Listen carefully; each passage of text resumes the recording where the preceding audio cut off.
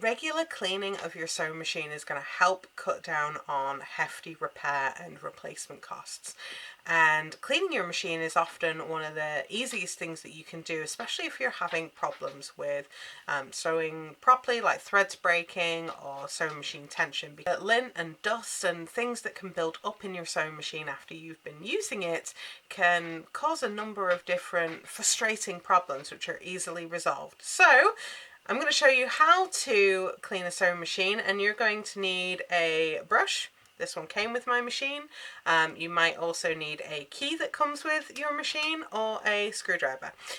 So you're going to need those and a little bit of time. So let's dig in and see how to clean our sewing machine. So the first thing we're going to do is make sure that we are powered off and unplugged. And we're going to unscrew the screw on the plate here and take this cover off. So this is so we can get to all those mechanical parts. It does take a little bit of wiggling to be able to get it out from the side and that tension disc at the top, but it does come out eventually. And now we want to be taking our brush and we want to brush out all of that lint and dust that is on those moving parts, and make sure to brush both sides of the machine. We want to be going from the top down. So I'm just getting in there, brushing out things. I move the hand wheel occasionally to move some of the parts so I can get further into the machine. Any build up that I'm getting of lint, I'm just making sure to take off the brush. Next thing that I do is to oil the machine. So you want to check your manual where to oil and to how often. For me, it's been a while since I've oiled my machine, so I'm oiling all of those parts that are metal and that are rubbing together and are moving. So I'm just putting a drop of oil and then turning that hand wheel to make sure that oil's distributed. This one, I've got a sewing machine oil that's got a longer spout, so I can get further in without having to take more of my machine apart to be able to get in there and help oil those parts.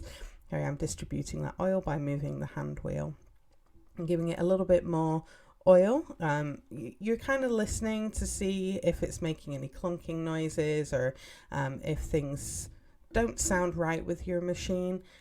It's usually a sign that it might need a clean and an oil. So now putting that faceplate back on, it does take a little bit of wiggling to get it back on there, and just check to make sure it is all together.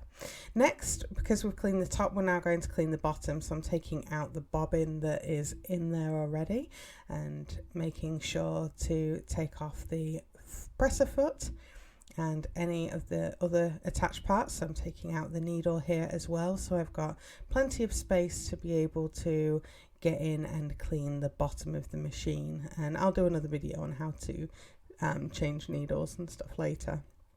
So this is where you'll need your key or a screwdriver. So we're going to be taking off this throat plate or needle plate that's right here, so we can get behind and clean out all of those parts. So just unscrew those screws. Unscrew. Takes a little bit awkward to do that, so just do what works for you. I like to unscrew them and then do the rest by hand. Just make sure you put those somewhere safe where they're not going to get knocked over and lost. Don't ask me how I know this. And take that faceplate off, and you'll probably see that there's lint all behind there, so give that a good brush and brush out all of that lint. Don't use canned air for cleaning out your sewing machine because you're just going to blow it further into your machine. So here I'm just brushing the lint off the needle, and now I'm starting to get into where the bobbin housing is and taking all that lint out. And as you can see, there's quite a bit in there, so there's some pretty chunky bits that you definitely don't want hanging around, and that's going to impact how well your sewing machine is working. So just get all of that lint out from around where your bobbin case is, and make sure to get to around the sides and anywhere where you've got moving parts. Here on the feed dogs, there's lots of lint that's on there, so make sure to get all of that lint out. If it drops into different areas, try and pick it out so you're not having to dig too deep into your machine to be getting out all of that lint. But you can see there's quite a lot of build up in here, and this was just from one quilting project, so it's really important to keep your machine clean, especially if you are sewing on it a lot.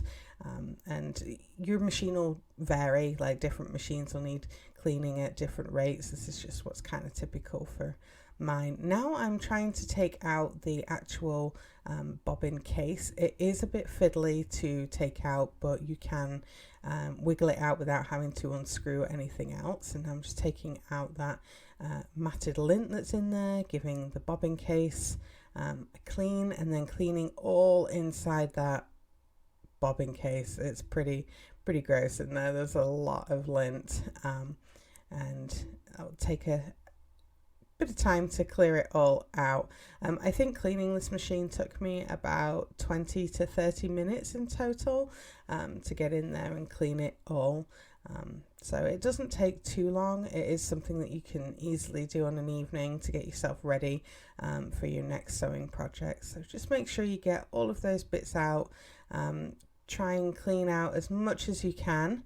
Now I'm putting a bit of oil on the bobbin, making sure that that's distributed, and putting that case back in, little wiggly to get it in there, and then it does finally snap in. So that's all good to go, and giving it a turn with the hand wheel to make sure the oil's distributed, and putting a little bit more, putting some on that hook that is there on the bobbin case, and then I'll turn the hand wheel to get that distributed again. So there we go, that's all nice and distributed. So we're cleaned and oiled in the bobbin case. Now we're just wiping off the excess oil that is there. We want to make sure that we don't have too much excess oil that's there that can then ruin our sewing project that's going to be sewn on the machine next. So now we're putting that needle plate back on, so pop it back in the position, pop the screws back in, and screw everything back together.